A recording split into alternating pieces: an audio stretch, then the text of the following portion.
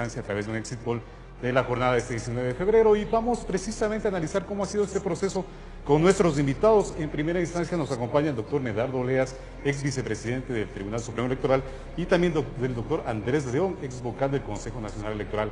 Los hemos invitado precisamente para hacer este análisis de cómo ha sido la jornada y arrancamos precisamente con esa pregunta, doctor Oleas. Buenas tardes. ¿Cuál es ese primer balance? ¿Qué lectura tiene con respecto al desarrollo de estos comicios de esta primera vuelta en el país? Bienvenido. Gracias, buenas tardes.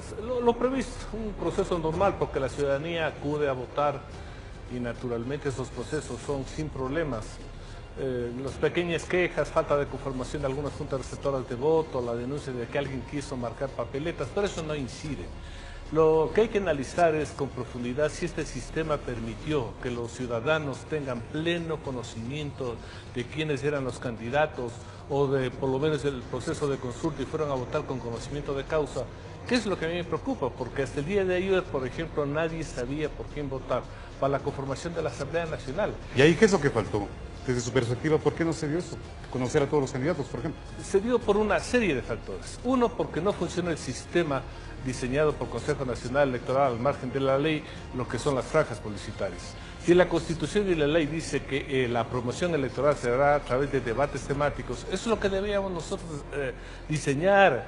Deberíamos, por ejemplo, que abrir ya los nuevos sistemas de una página web donde estén todos los candidatos contestando preguntas de los candidatos, etcétera, etcétera.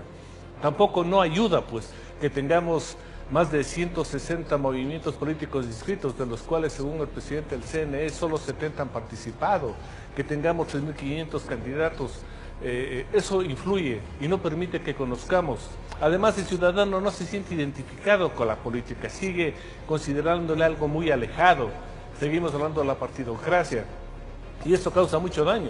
Entonces, la falta de cultura democrática va a hacer que nosotros integremos una Asamblea Nacional con varios bloques, no con bloques definidos. Pero en este caso de la promoción de la difusión de los planes y tesis de gobierno y de candidaturas, ¿no faltó también algo de parte de los propios candidatos y de los movimientos políticos? Claro, es que el sistema no funciona. Un sistema democrático funciona con partidos políticos consolidados, pero si los partidos se están creando el momento mismo de la convocatoria, viene la primera pregunta. ¿A qué tiempo el partido cumplía sus funciones? ¿Cuál es la formación de líderes y el desarrollo de planes y programas? Nosotros tenemos que cambiar esta ley. Si no tenemos, por ejemplo, partidos que hayan estado funcionando 2 o 3 años antes de un proceso de elección, no deberían participar. No funcionó, por ejemplo, otra cosa, los procesos de democracia interna. ¿Para qué consta en la ley la democracia interna si ningún partido lo cumplió? ¿Cómo salieron los candidatos? Nuevamente asignados a dedo o buscando los más conocidos, los más populares. Y las viejas fórmulas de designación de candidatos. Que no han cambiado. Entonces eso hace que la ciudadanía no esté muy clara sobre su real participación. Yo creo que este sistema tal como está ha colapsado. A propósito del sistema electoral, también queremos plantear la misma inquietud al doctor Andrés León, de lo que plantea el doctor Oleas. Doctor León, buenas tardes, bienvenido a este panel de análisis electoral.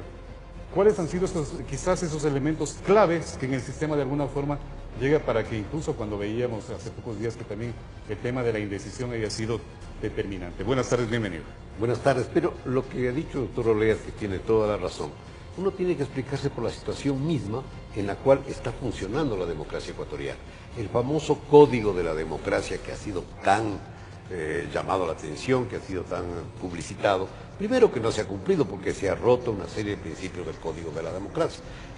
Por ejemplo, temas que se han declarado hasta ahora, el sistema de poner las actas que debe ser exhibida públicamente va a ser una copia, no del acta sino de un acta de resumen, cosa que no es legal. El mismo reglamento cambia el destino de la segunda acta, que va a ser abierta ahora por un empleado del Consejo Electoral. Yo no digo que esto sea prueba de que hay un fraude ni cosa por el estilo, pero sí de una alteración del sistema, porque el Código de la Democracia tiene muchos errores, tiene muchas falencias. ¿Por qué se presentan problemas, por ejemplo, en las listas? En una lista de 15 candidatos, donde tiene 16 listas de que escoger aproximadamente, y resulta que puede escoger por uno o por otro.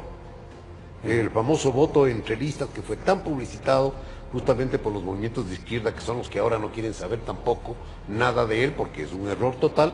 Ese voto hace que la gente que no está, muchas personas pues se pierden el asunto, pierden votos, votan por 1, 2, 3 y no votan por los 15.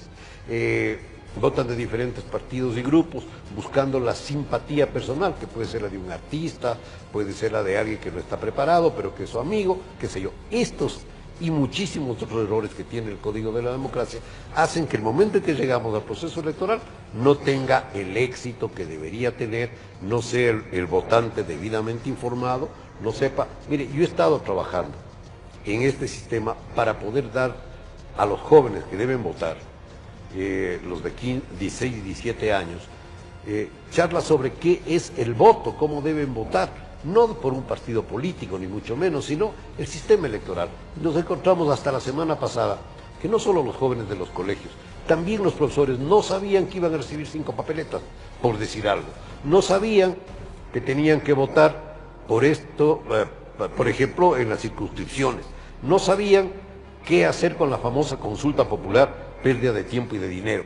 Es decir, ahí es donde nosotros vemos que el sistema está con demasiados problemas. Es un sistema que tiene que ser modernizado, que tiene que ser cambiado, que tiene que ser puesto en práctica. Y sí me sumo aquello de que en el país no existen partidos políticos. Pero mientras tanto las reglas de juego, digamos, están planteadas de esa forma.